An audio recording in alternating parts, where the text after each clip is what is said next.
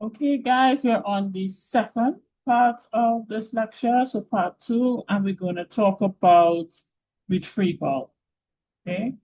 Now, we did give a definition of retrieval before, but just to remind you, retrieval is actually the process of transferring information from long-term memory back into working memory or back into our consciousness. Most of our failures to remember information, psychologists believe it actually comes from our inability to retrieve that information. And if we think about it, sometimes we'll be in a situation where we're trying to recall something or remember an event or details about an event. And at that point in time, when we're attempting to do so, we forget or omit parts of it or can't remember or can't recall.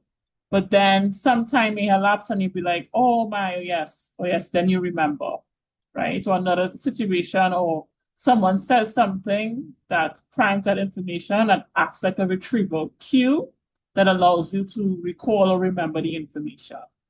Okay. Now, retrieving information from long-term memory, when there is a retrieval cue or cued recall, this is where there's a cue presented to aid in the recalling of information. And research shows that this leads to increased performance over free recalling. Free recalling will refer to just asking the person or individual right out to recall information. But if persons have a cue, something to prime them to remember the information, research shows that performance is actually better. Okay. So we have the example here of a study by Tulving and Pearlstone, and they presented participants with a list of words to remember. And the words were drawn from specific categories, and we kind of mentioned this before when we talk about encoding. So the categories of words were like birds, and the type of birds would be like a pigeon or a sparrow. Furniture was a chair, dresser. Professions, for example, for engineers and lawyers. And although the categories, when presented to them, were not in the original list of words they were asked to remember, for persons in the memory test, those who in the free recall group, they were asked to write down as many words as possible. And then in cued recall, where they've been cued with the categories of, for example, birds to remember birds or furniture to remember chair and dresser, research results showed that those persons were more likely to recall more information when they were cued on these categories. Okay. Now, the retrieval of information can be enhanced by matching the retrieval conditions to the conditions that existed in the time of encoding.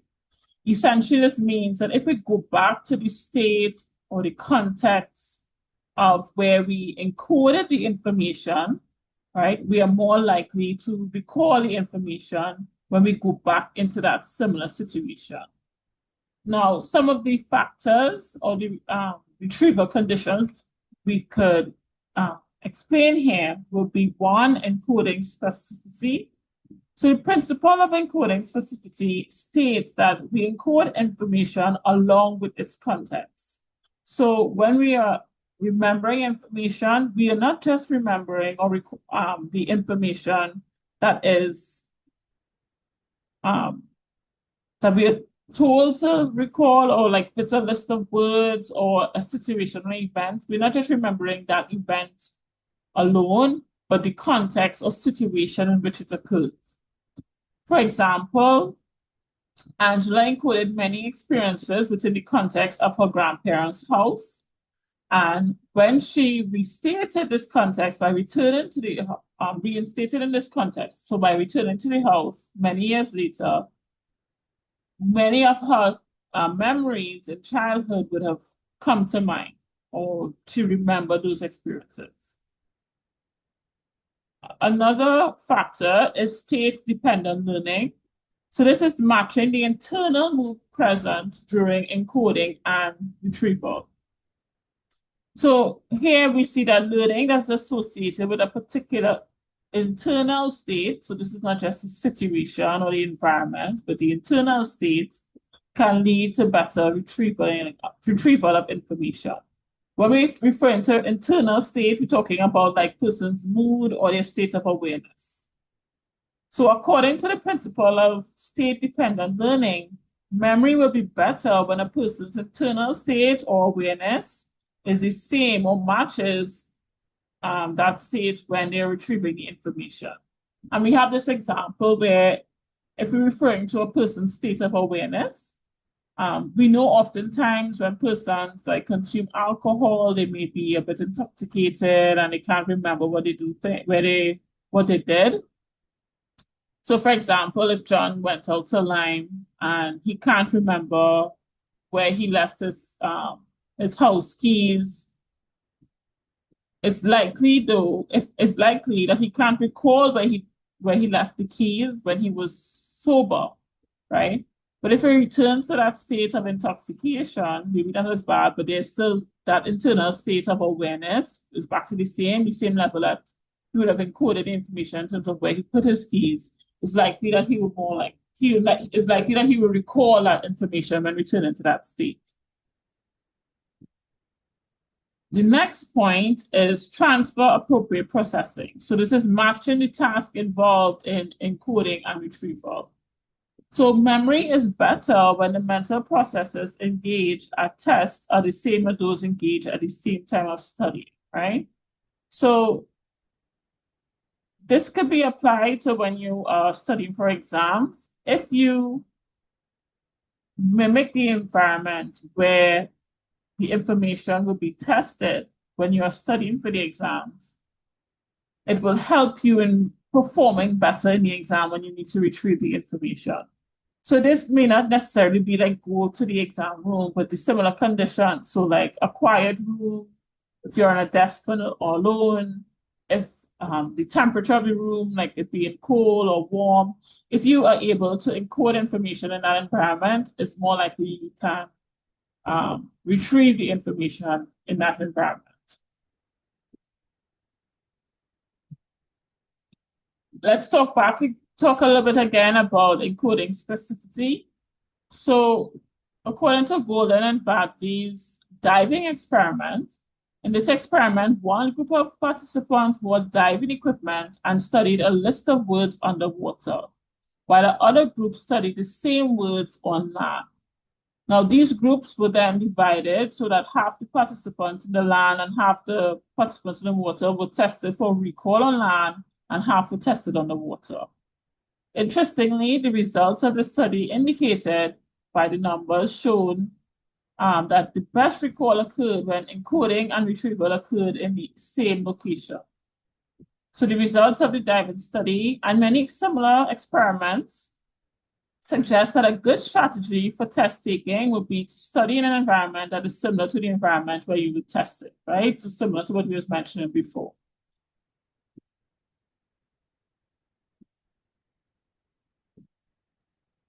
As we mentioned, with state-dependent learning, learning here is associated with a particular internal state. So if you could return to the mood that you were in or the state you were in when you encoded the information, you're more likely to retrieve it. And this is practical. We could also link this not to just intentional learning, but just our experiences. If you recall experiences that you have when you are, say, among your friends and you're talking and rhyming and having a good time, that feeling of like joy or happiness or excitement oftentimes trigger memories or experiences that you have with that same group of people. And oftentimes that's what people talk about. So you're like, remember the time when X, Y, and Z happened, right? Most likely the memories that you're going to recall in that situation are memories of enjoyment. And that applies to all emotions too, right? So if we look at like an interpersonal relationship, right? So if it is that you are arguing with your partner, or you're upset with your partner about something, it's quite interesting at that point in time, that's when you recall all the other times that they made you angry or annoyed, which could sometimes even make you feel more annoyed at the situation, right? So it's not only applicable, or we only not only experience this in situations where we are intentionally trying to learn information, but it's just in terms of engaging in interpersonal relationships or communicating with others. Our mood or internal states at the point in time could trigger particular or similar memories.